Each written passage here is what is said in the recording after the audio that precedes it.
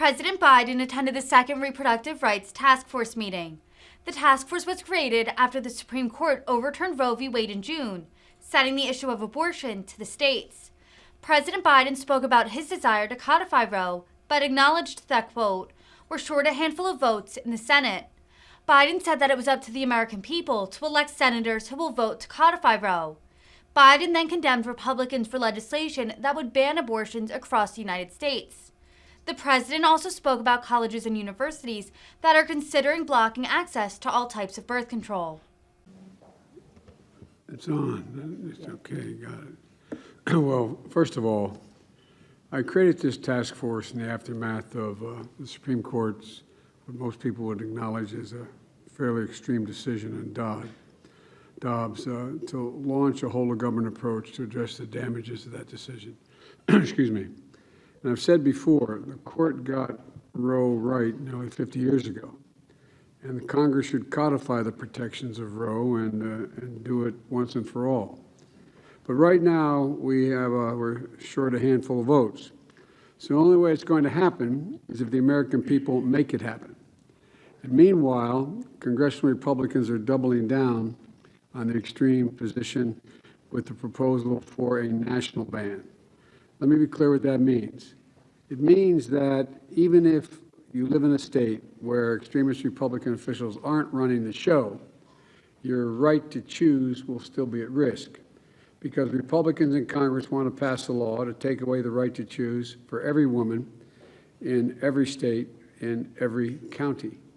And there's no pushing back from that. It's also pushing laws to not allow for exceptions of rape and incest, and or the life of the mother in some cases. And it's really scary part that in some states they're already succeeding. When the Dobbs decision came down, I said, and Justice Thomas warned us very plainly, that this wouldn't stop with a woman's right to choose.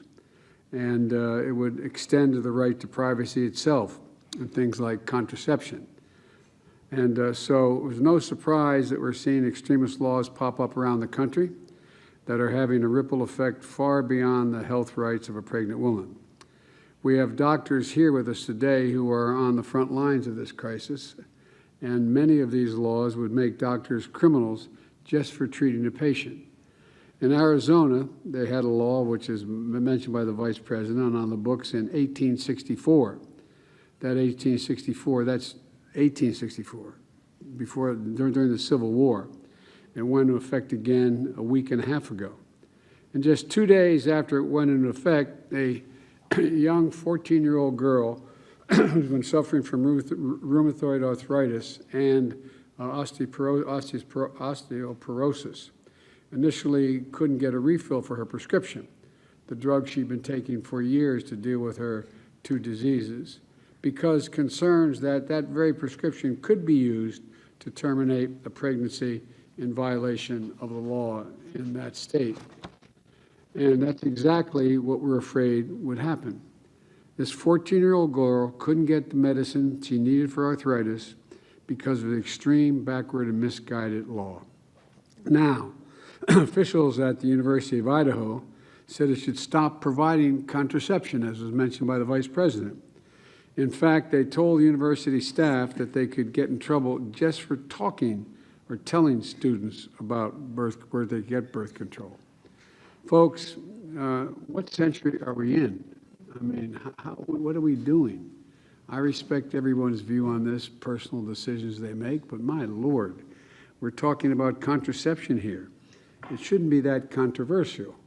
But this is what it looks like when you start to take away the right of privacy. I've asked Education Secretary Cardona to look at the steps that we could take to protect college students and school employees in Idaho or other states where the access to contraception is at risk. And my message to any other college considering enacting policies like this, don't. Please don't. We're not going to sit by and let Republicans throughout the country enact extreme policies to threaten access to basic health care. And that's why we're all here today. That's why we formed this commission. I signed 2 executive orders, and my administration has taken a number of actions that this task force is charged to carry out to protect access to reproductive health care, including emergency medical care, to protect the woman's right to travel, to get the health care she needs, to receive health care free of discrimination, and protect her privacy when she seeks it. And we're fighting this battle in the courts as well. And I want to thank the Vice President and Secretary Becerra for their leadership on this task force. And I also want to thank Secretary McDonough for leading an important effort at the VA. My message to folks across the country who are worried about what we're seeing is first that we have your back. We're not going to step back from this. And second, we've heard your voices. Now I want to turn it over to Secretary Cardona now for his comments. Thank you. Thank you, Mr. President. I share your